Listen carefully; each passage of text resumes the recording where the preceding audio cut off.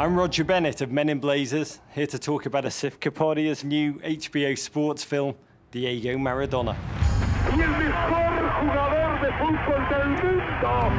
You're an Academy Award-winning documentary filmmaker, but how do you self-describe what drives you to do what you do? Because judging from your body of work, like Sophocles, Shakespeare, Arthur Miller, you seem to love tragedy.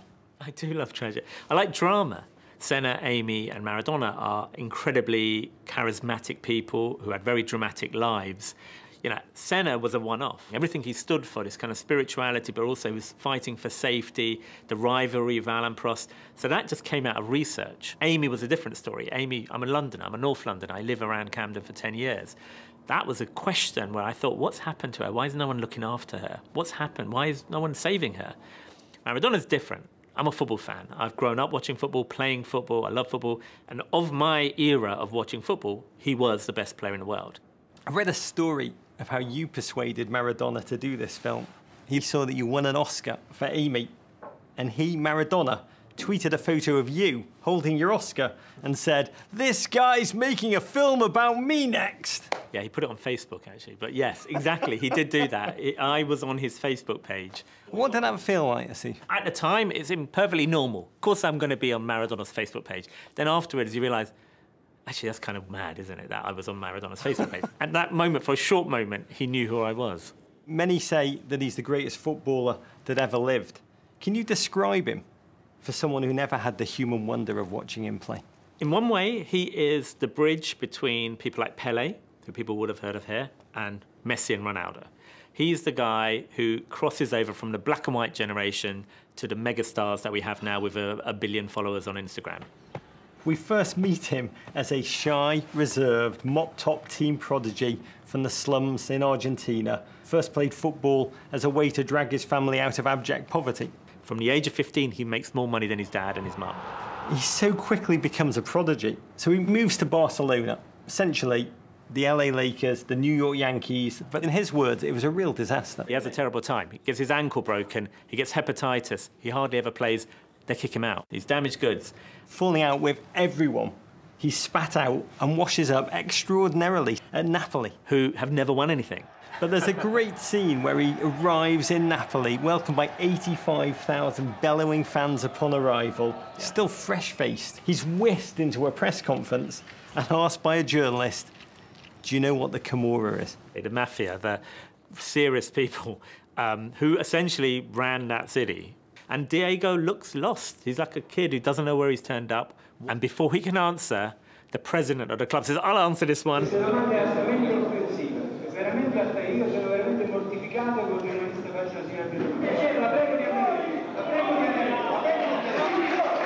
Get rid of him, kick him out, and the whole thing starts off with chaos. That's very typical Neapolitan. It's kind of madness and chaos going on around him. In a way, Maradona's need for self-respect dovetailed almost exactly with Naples' desperate desire to beat the North.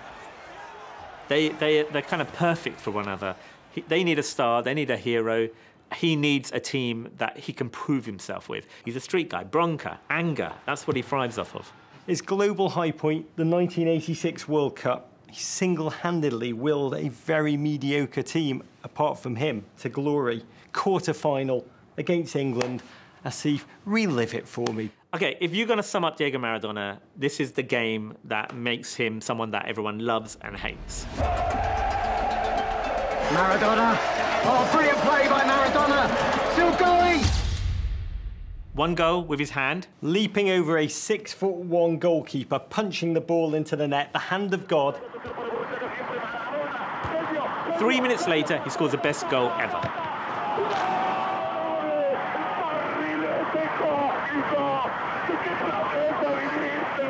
I mean, I love the Argentinian commentator in your movie. Yeah. Cosmic Kite, what planet are you from? The reason why he is loved in Argentina is because of those two goals. They sum up his personality and his character, the genius and the cheat. The two sides of Maradona. The first, the stealth and pluck of the pickpocket. The second, the daring and polish of Thomas Crown. Did you see the handball when it happened? Yeah. You saw it? Yeah. The first time? In my imagination, I did. No one saw it. That's so true. Do you know what? No one saw it. He did it so well. He did it so well. And do you know what I can tell you, having done all this research making this film? He's done that 5 times. Oprah Winfrey has a quote which says, "Fame reveals exactly who you really are." Is that what happened to Maradona? I think so. I think what happens in Naples, it gets taken to another level. He becomes the saint, the patron saint. He becomes a god. He's untouchable. He can do what he wants. There does seem to be a suffocating culture that starts to surround him, mic shoved in his face. And I think that is what leads him into the drugs to numb the pain and to kind of hide behind. The use of cocaine becomes part of his regimen. Yeah. At the time, the best player in the world who wins the championship, but the guy is living a life which you cannot sustain, and that's why he bursts, that's why he falls. He says, "When I arrived in Naples, I was welcomed by 85,000 people." How does he end this? And when I left, I was alone, kicked out of the country. This film, it's the apex of his career, and emotionally, the nadir. His transformation, as one character in the film says, from the real Diego to the mythical Maradona. No one really could control Maradona. He does what he wants to do. And so really this film's about what's going on, the struggle inside of him. There's Diego and there's Maradona. There's this sweet guy, very vulnerable, really nice. Then there's Maradona. That's the guy he invented. That's the person he talks about in the third person when he's doing press, to protect himself. And essentially his life is this battle between Diego and Maradona. That's at the heart of our movie, really. What made you decide to tell this story so beautifully, so emotionally, with no narrator, just heavy reliance on the visuals? So the story goes, Diego Maradona, when he was really young, had an agent called Jorge Sisterspieler. And in 1981, Jorge has this idea that Diego Maradona is going to be the best player in the world. He's going to break America. And the way to do it is to make a feature film about him. So he hires 2 Argentinian cameramen who follow Diego when he's still a kid playing in Argentina to Barcelona. Somewhere during the period in Napoli, Diego fires his agent. The cameraman probably never got paid, so they run off with the tapes.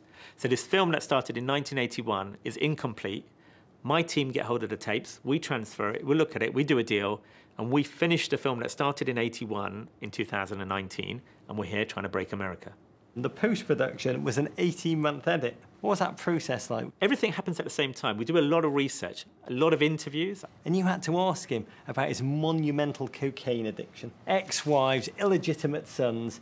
How do you ask icons the most painful thing? First time I met him, I went with a little Zoom sound recording thing, all on my own, sat at his feet. And then I realised I'm looking at the legs and the feet of Diego Maradona, literally looking up at him. And I had this urge that I've never had before. I wanted to touch him. And the one thing you know about Maradona is he hates being touched. My next question was, so was this the ankle that they broke? And I grabbed his left foot. I don't even know why I'm telling you this, but I couldn't help myself. I was at the feet of Diego Maradona, and I'd ask him about his son, or I'd ask him about his addiction. And so he didn't like it. There was one point when he got really angry with me. He was like, you got a real nerve. But for that, I have to say I respect you. He's dropping Scorsese lines on you. Big time. Yeah. This film's a Scorsese film, really. It is. Raging Bull. I've shown the film to Scorsese, and he loved it. And he's like, I'm going to show it to Coppola. Coppola's the guy from Naples. Scorsese's Sicilian. But he's like, he got it. He really loved it. How did that feel? That felt great. He's the man. And how would you like it to be received in America? I just hope that they're willing to go and learn about this iconic figure around the world in recent generations, and people should know about him.